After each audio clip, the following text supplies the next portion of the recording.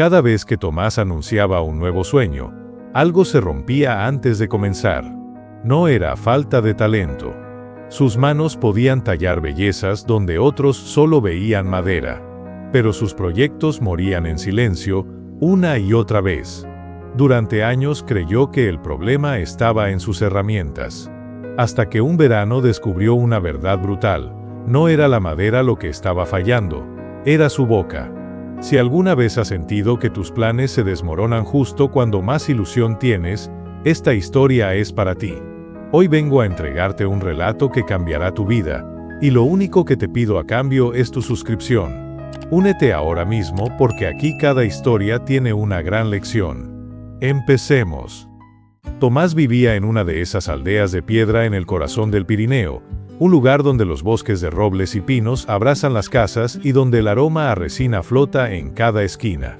Era un pueblo de apenas 1000 habitantes con caminos de tierra y piedra, una serrería antigua y un río de aguas bravas que marcaba el ritmo fuerte de la vida. Es ese tipo de lugar donde los rumores corren más rápido que el agua del deshielo en las tardes de mayo. Tomás tenía 42 años y una robustez noble que encajaba perfectamente con el paisaje de montaña. Tenía las manos grandes y callosas, marcadas por cicatrices de 1000 batallas con la madera, y unos ojos grises como la niebla del valle que siempre parecían estar buscando la veta perfecta. Su cabello, negro y grueso, solía llevarlo cubierto por una gorra de lana, de la que siempre escapaban algunas briznas de serrín sobre su cuello. Vestía casi siempre con camisas de franela a cuadros y pantalones de lona gruesa, cómodos para cargar leña, pero con un porte de dignidad artesana. Era ebanista, uno de los mejores de la montaña.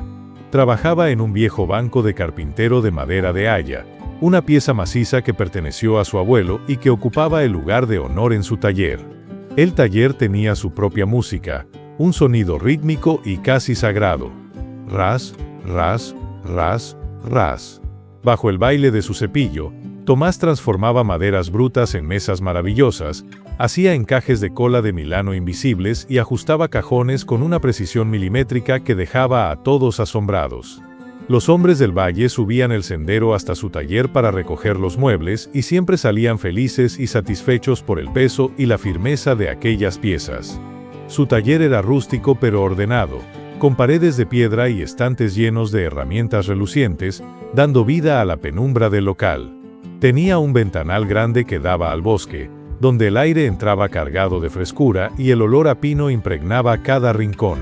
Al fondo, un cobertizo donde las tablas de nogal y roble se secaban durante años bajo el frío de la montaña.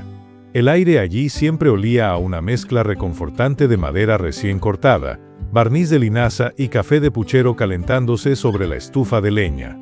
Tomás era un hombre de madrugadas. Se despertaba antes de que la escarcha se fundiera. Revisaba sus cortes aprovechando la primera luz, afilaba sus gubias y se preparaba un café negro.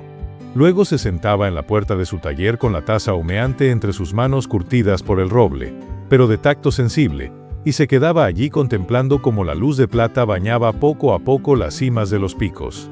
Era en esos momentos de soledad y paz cuando los diseños venían a visitarlo en forma de pensamientos. Eran muebles grandes, quizás demasiado ambiciosos para un taller de pueblo. Diseños que hacían latir su corazón con una fuerza nueva y le hacían creer que podía crear obras maestras. Tomás quería revolucionar la ebanistería. No quería quedarse solo haciendo puertas o armarios sencillos. Deseaba comprar un torno de precisión y herramientas de alta gama para tallar figuras orgánicas, curvas imposibles, muebles vivos. Soñaba con crear una colección de mesas de autor que llevaran su firma. Se imaginaba a sí mismo como el maestro de una gran galería en la ciudad. Sería un catálogo pequeño, pero exquisito, con su marca Roble y Alma, grabada a fuego sobre la madera. Pero aquí residía la tragedia de su vida. Cada diseño que nacía con fuerza en la mente de Tomás, moría misteriosamente poco tiempo después y lo peor era que él no entendía por qué sucedía esto una y otra vez. Por ejemplo, hubo una vez que planeó fabricar un aparador de nogal con incrustaciones de nácar para una exposición de artesanía nacional. Una oportunidad única para ser reconocido. Pensó en ello durante semanas. En su tablero de dibujo, trazó cada curva, calculó la cantidad de madera, el tiempo de secado, los ensambles. La emoción era tan grande que no pudo contenerla y ahí fue donde cometió un grave error. Le contó todo el plan a Pedro, el dueño de la serrería, mientras cargaban unas vigas. Tomás se lo contó con un fuego intenso en sus ojos grises, moviendo las manos en el aire describiendo la belleza del nogal pulido. Pedro escuchó atentamente, apoyado en su camión, asintió y le dijo que era un proyecto muy difícil, que tuviera cuidado con la inversión. Parecía una advertencia de amigo, ¿verdad? Pero cuando Tomás terminó esa conversación y volvió a su taller, sintió algo pesado en el pecho. Era como si la madera se hubiera vuelto amarga. Sintió como si la inspiración se le hubiera escapado por la boca y se hubiera perdido en el ruido del camión. La energía creativa que tenía minutos antes se había evaporado. Días después, cuando llegó el momento de comprar el nogal, Tomás ya ni siquiera tenía interés. Se convenció de que era muy caro y el diseño quedó cubierto de polvo en un rincón. También ocurrió con aquella silla ergonómica inspirada en las ramas de los pinos. Tomás vio la forma en el bosque y su mente se iluminó. Se pasó noches tallando prototipos mentales, visualizándose a sí mismo exponiendo en la capital, vendiendo su técnica a los mejores talleres. Pero de nuevo la necesidad de que otros aprobaran su genio lo traicionó.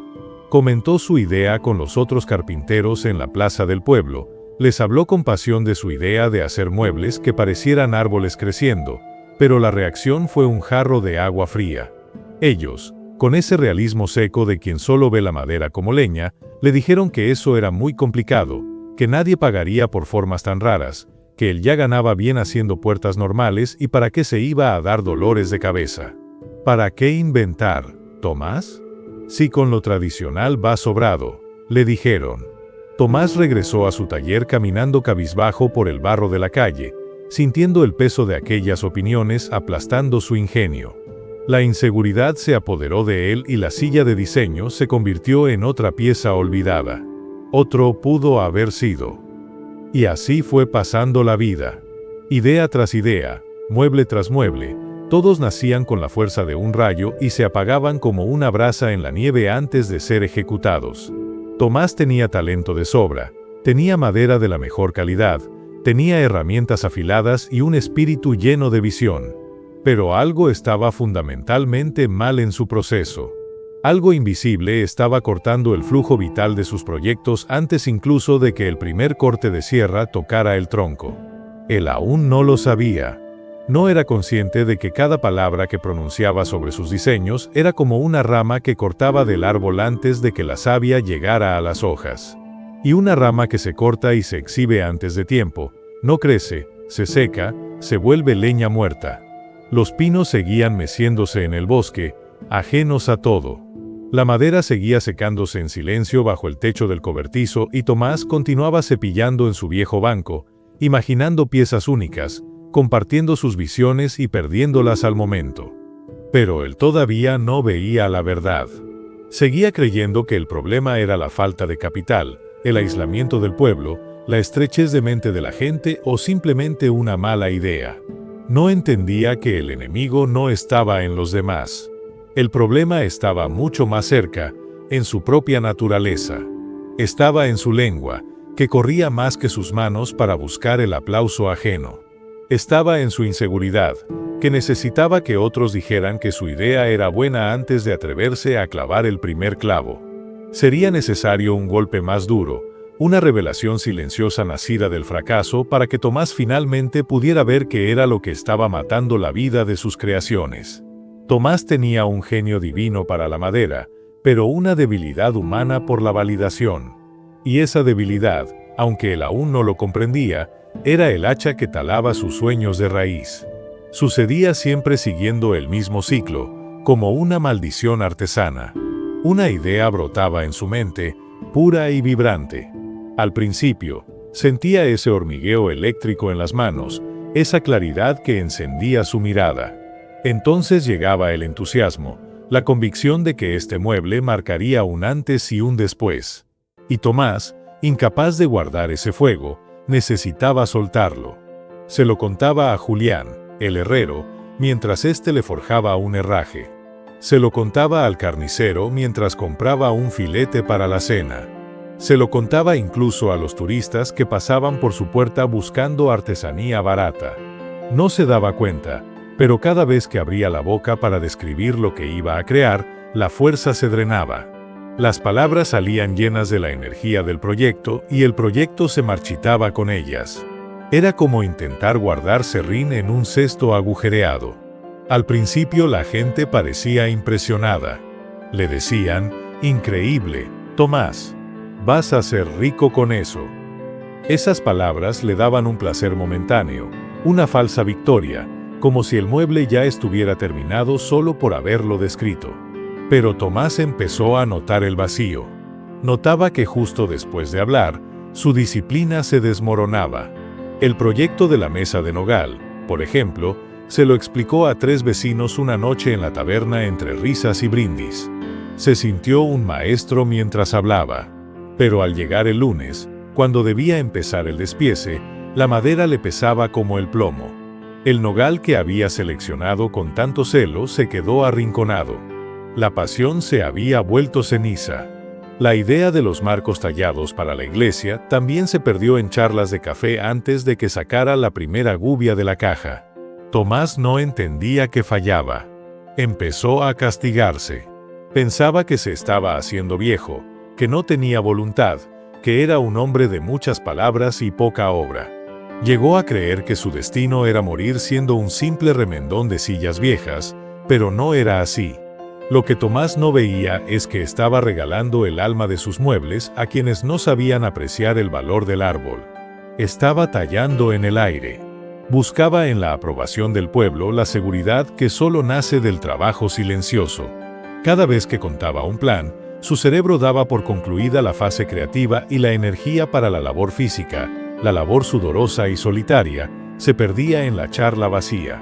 Los robles del bosque de Tomás no daban gritos cuando empezaban a brotar en primavera. Crecían en el más absoluto silencio de la montaña, hundiendo raíces en la piedra, protegiendo con su corteza la savia que los alimentaba. La madera que él mismo ponía a secar no hacía alarde de su dureza.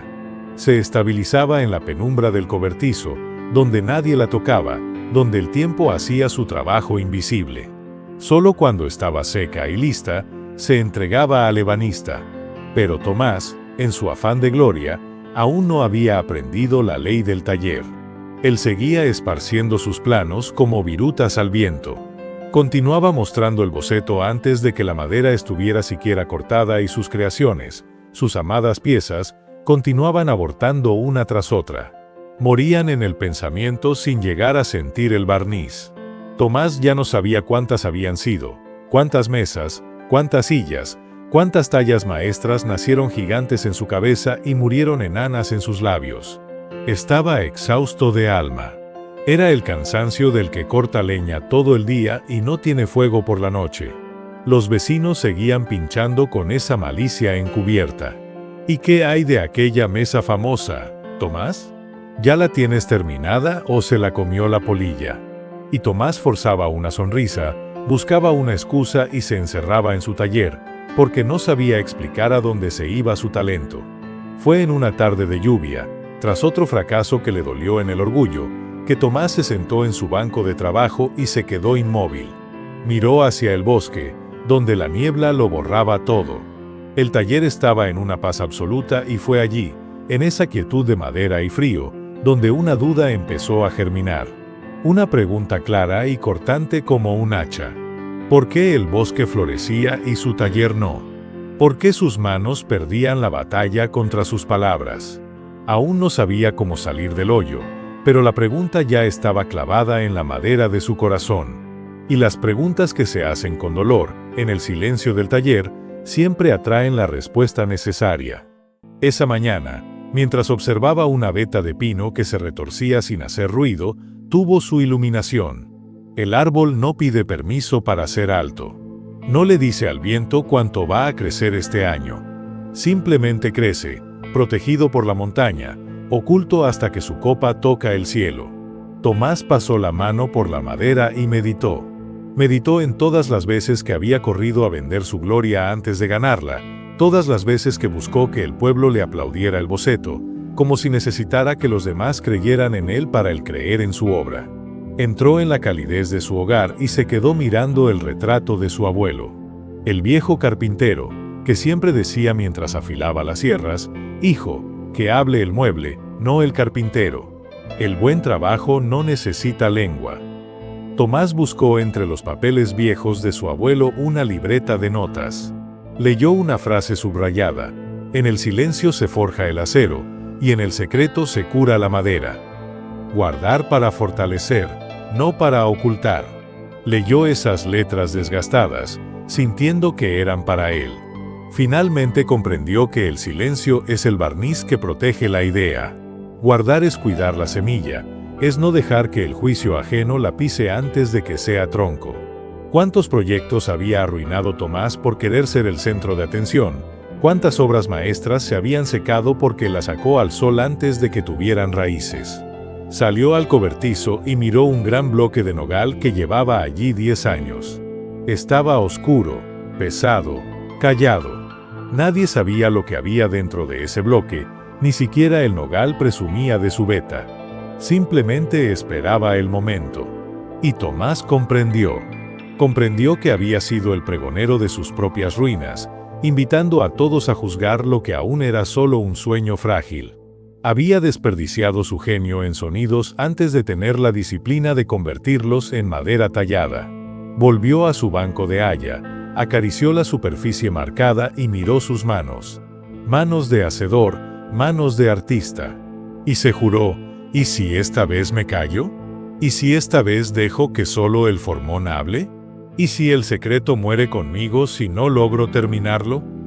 El reto era inmenso para alguien que siempre buscaba la charla, pero sabía que su talento dependía de ello. Así que sin decir una palabra, sin dar pistas a nadie, Tomás tomó una decisión. Decidió que su próxima obra sería un misterio, un pacto sagrado entre la madera y él. Él no lo sabía todavía, pero ese pacto de silencio, sellado entre virutas y sombras, iba a rescatar su vida. Porque lo que se gesta en lo profundo sobrevive a la tormenta. Por primera vez en décadas, Tomás tuvo una idea sublime y no se la dijo a nadie. Fue una mañana de invierno mientras sentía el tacto frío de una pieza de ébano que había guardado. Sintió un chispazo en el cerebro. ¿Y si hiciera una escultura del dragón chino, donde cada escama y cada pétalo fluyan en un equilibrio perfecto? El impulso de correr a la taberna a contarlo le quemó la garganta. Casi grita el nombre de Pedro desde la ventana. Casi lo menciona en la tienda del pueblo para ver la cara de asombro de la gente, pero se mordió los labios. Se tragó la vanidad y dejó que el diseño se quedara allí, ardiendo solo para él. Y cada vez que sentía la necesidad de presumir, de buscar esa palmada en la espalda que tanto le gustaba, hacía algo diferente. Salía al bosque, se apoyaba en un roble viejo y hablaba con el Creador. No eran rezos de iglesia, eran diálogos de artesano a artesano. Señor, tengo esta idea loca. Quiero hacer esta talla oriental, que sea mi legado, que demuestre que no soy un fracasado, pero esta vez nadie verá el dragón hasta que abra los ojos. Es nuestro secreto. Al principio fue una lucha brutal. Era como contener una inundación con las manos. Tomás estaba habituado a vaciar su mente en los oídos de cualquiera. Mantener ese secreto le hacía sentir una presión extraña. En la plaza, cuando los otros carpinteros hablaban de sus trabajos, Tomás solo escuchaba y callaba, no decía nada de lo que ocupaba sus noches. ¿Y tú, Tomás, estás haciendo algo o sigues soñando?, le soltaban con burla. Aquí estoy, arreglando mesas cojas y haciendo leña, respondía él, con una serenidad nueva que le daba un poder desconocido. Compraba su lija y se iba en silencio. Pero en la soledad de su taller, la transformación empezó. El diseño no se murió. Al contrario, al no ser pronunciado, la energía se concentró en sus manos con una intensidad casi violenta. Empezó a trabajar de noche, tapando las rendijas de luz del taller. Usaba las gubias más finas, los detalles microscópicos que él mismo diseñaba en la sombra. Todo lo cubría con una lona vieja cuando alguien se acercaba. Trabajaba con una devoción casi mística, protegiendo esa escultura que cobraba vida. Tallaba a la luz de un candil, cuando el pueblo era solo sombras y el único ruido era el de su gubia mordiendo el ébano. Milímetro a milímetro, curva a curva, sin prisas, sin el peso de las dudas de los vecinos, sin esa sensación de derrota que siempre le seguía a sus palabras. Esta vez era real. Sentía una fuerza sólida, como si cada golpe de mazo fuera un cimiento puesto en la eternidad. Y cuando el cansancio lo agotaba, cuando dudaba de su capacidad, miraba los robles que resistían la nieve en silencio y recordaba, hay obras que necesitan el frío y el aislamiento para ser perfectas. Meses después, Tomás tenía el dragón chino terminado. Era una maravilla de paciencia y arte, de ébano y profundidad, silenciosa y eterna. Lo guardó bajo una manta pesada en el fondo del taller. Nadie en la aldea sospechaba nada. Los vecinos preguntaban por qué se veía humo en su chimenea a horas tan extrañas.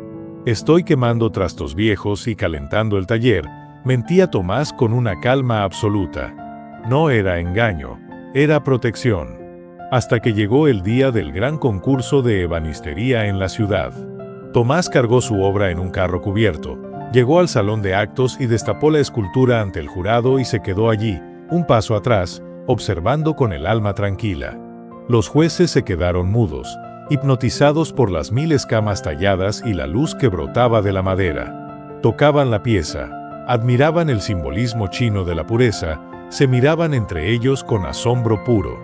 «Pero Tomás, ¿cómo has podido hacer esto sin que nadie se enterara?», preguntó el maestro del gremio, un hombre que lo conocía de años.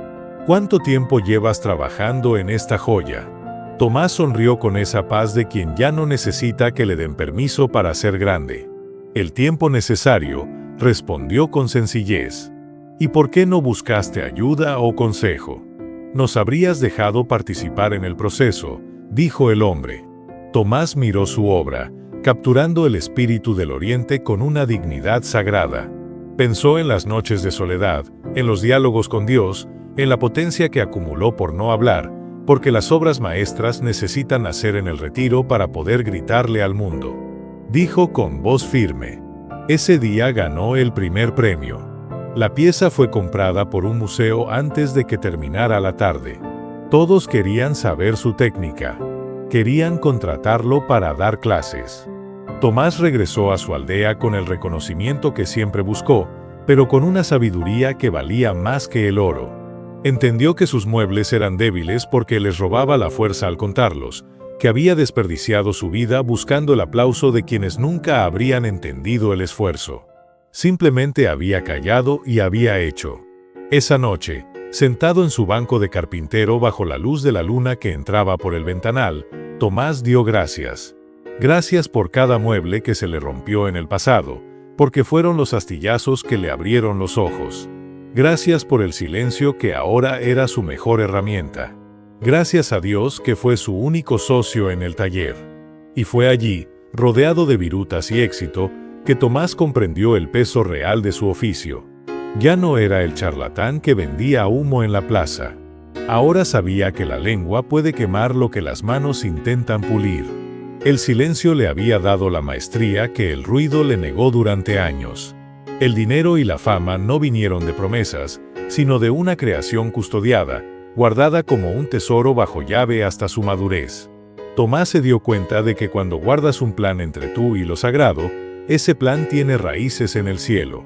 No necesita explicarse. No necesita que la envidia lo apruebe. No necesita demostrar nada antes de ser. Recordó a los antiguos maestros. No daban conferencias, daban obras realizadas. No pedían opinión a los transeúntes, cultivaban su arte y dejaban que el tiempo pusiera cada cosa en su lugar. Desde entonces, Tomás fue un hombre de pocas palabras y grandes obras. Cuando decidió construir una nueva casa, no anunció nada. Compró la piedra, preparó los planos y levantó los muros. Cuando la casa estuvo en pie, sólida y hermosa, la gente preguntaba, ¿cómo lo hiciste tan rápido? Él solo sonreía y pensaba, mientras ustedes hablaban de mí, yo ponía las piedras. Cuando quiso perfeccionar un barniz secreto, no le dijo nada a nadie. Experimentó con resinas y aceites en la oscuridad de su taller. Años después, cuando sus muebles brillaban con una luz eterna, alguien preguntó, ¿cómo consigues ese brillo? Y Tomás solo señaló la madera. El silencio fue su refugio y su victoria. Porque un proyecto es como un tronco en el secadero. Necesita tiempo, aislamiento y una atmósfera controlada. Si lo tocas, lo mueves y dejas que todos opinen sobre él, la madera se tuerce y se raja. Pero si lo dejas en paz y solo Dios sabe que está ahí, un día, al meter la sierra, descubres el diamante. Tomás aprendió a trabajar con Dios codo con codo, sin la prisa del que quiere fama rápida, sino con la paciencia del que sabe que lo eterno lleva su ritmo. Y Dios, en la quietud de ese taller de montaña, le devolvió el genio. Cuanto menos decía, más creaba. Cuanto menos presumía, más destacaba. No era suerte, era ley de vida. La palabra hablada vacía el alma. La palabra callada llena el taller. Cuando dejas tus metas solo en manos de lo Dios, el resultado es inevitable, libre de la contaminación de las lenguas ajenas. Los bosques seguían allí. El banco de carpintero seguía firme. Pero Tomás era un hombre nuevo. Había aprendido la lección que la vida le gritó en cada fracaso. Algunas cosas, las más poderosas, solo toman forma en el silencio más profundo. Y tú, que estás escuchando esta historia, quizá veas tu reflejo en el taller de Tomás. ¿Cuántas veces mataste tu idea por las ganas de que otros dijeran que era genial? ¿Cuántas veces tu energía se fue en la charla y no en el martillo? ¿Cuántas veces la necesidad de ser visto te dejó ciego ante tu propio potencial? No es el final. Siempre hay madera nueva para empezar. Escoge un propósito, uno solo. Y esta vez, no lo publiques, no lo digas en la comida familiar, no lo compartas con el vecino. Cuéntaselo solo a Dios o déjalo arder en tu pecho. Trabaja en ello cuando nadie te vea. Cuídalo y ten paciencia. Porque el silencio no es ausencia de sonido, es presencia de poder. Y en ese poder, la vida construye lo que el ruido nunca podrá alcanzar. Tomás lo comprendió y su legado aún vive en los valles. Ya no era el hombre que hablaba de madera, era el hombre que hacía que la madera hablara. Si esta historia te ha recordado el valor de proteger tus sueños, entonces suscríbete a nuestro canal, dale like y compártelo con aquella persona que necesite oír esta valiosa lección. No permitas que el camino termine aquí. En las historias que ves ahora en pantalla, encontrarás la llave para abrir tu próximo gran sueño.